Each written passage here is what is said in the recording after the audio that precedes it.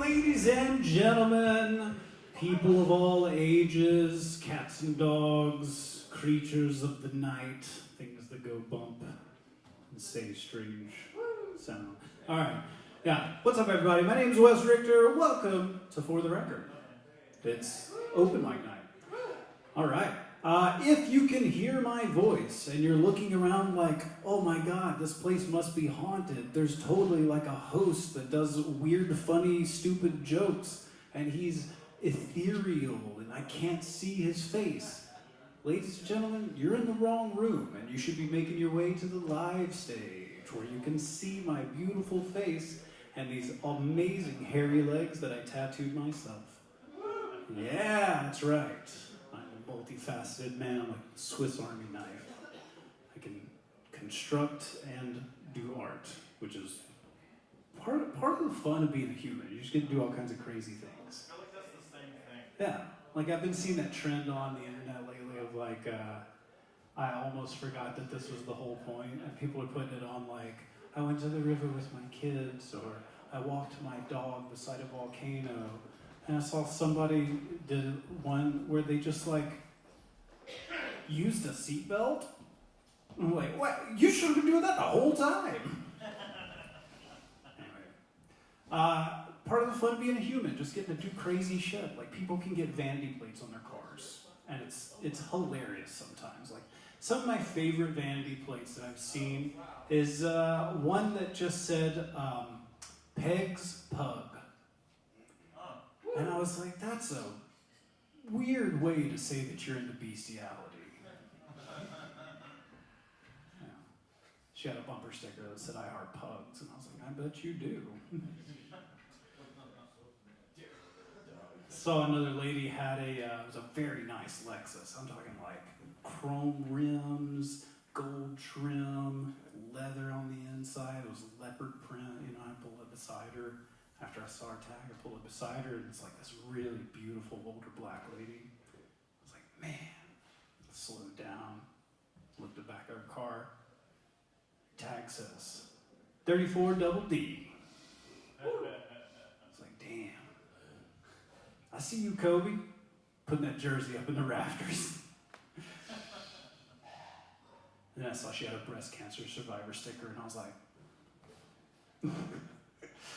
oh man, another fun one that I saw the other day, I won't tell you what kind of car it is, but the vanity plate said NOMOGZZ.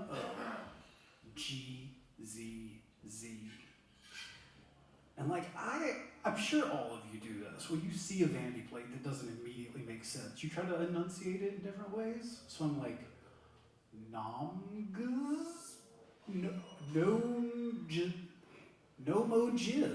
Oh.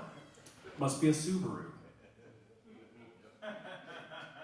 But no, it was a Tesla. They were trying to say no more gas. I was like, you guys need to learn how to spell.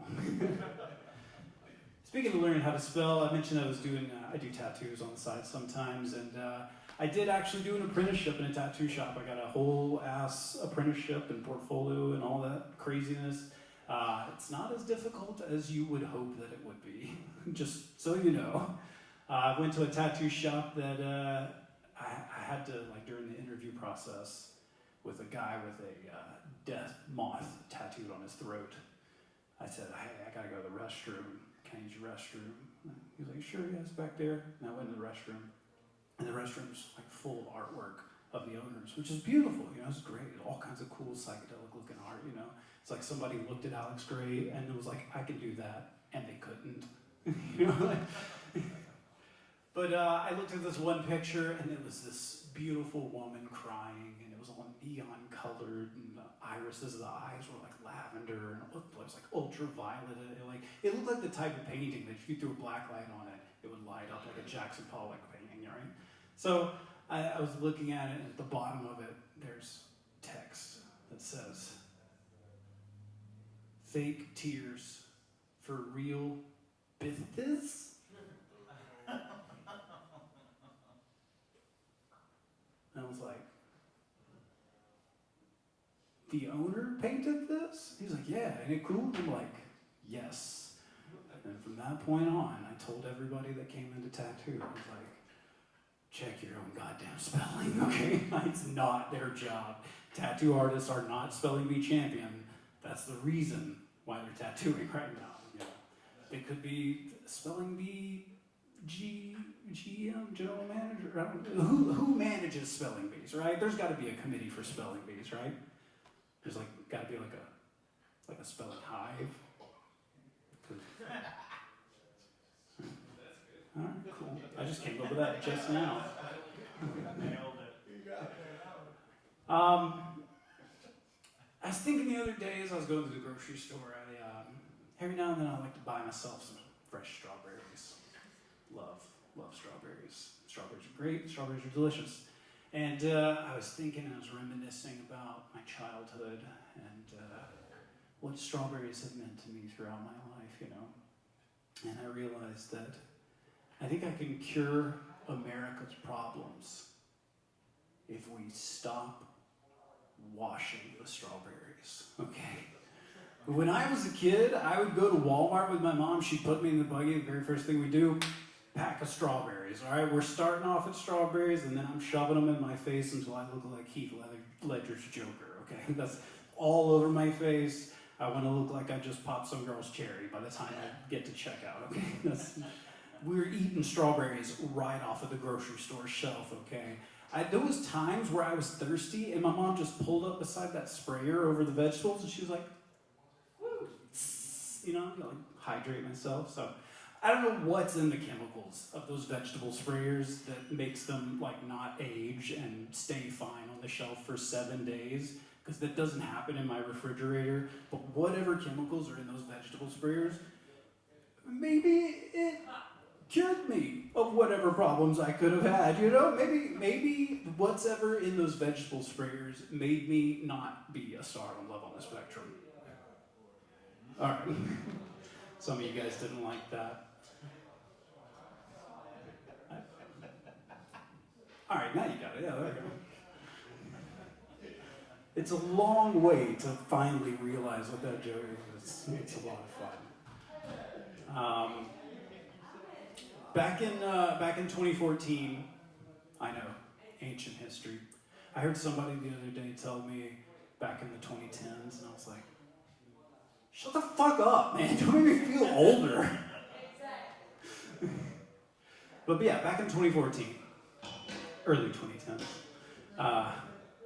there was a story on Pennsylvania that a police force in Pennsylvania had put in their police SWAT budget for this current year, a SWAT vehicle with the sole intended purpose of finding and destroying illegal marijuana grow operations. Yeah, fuck those guys, right? The pigs, they want the pot. So they put it in the budget, they got their SWAT vehicle, you know, painted it black. It was a bulldozer that they purchased. They painted a bulldozer black, put SWAT on the side of it, you know. All the guys are riding out to go bust the very first pot grow op that they find that's illegal. You know, they're riding the side of the bulldozer and they're getting their legs chewed up by the tracks as they're going around.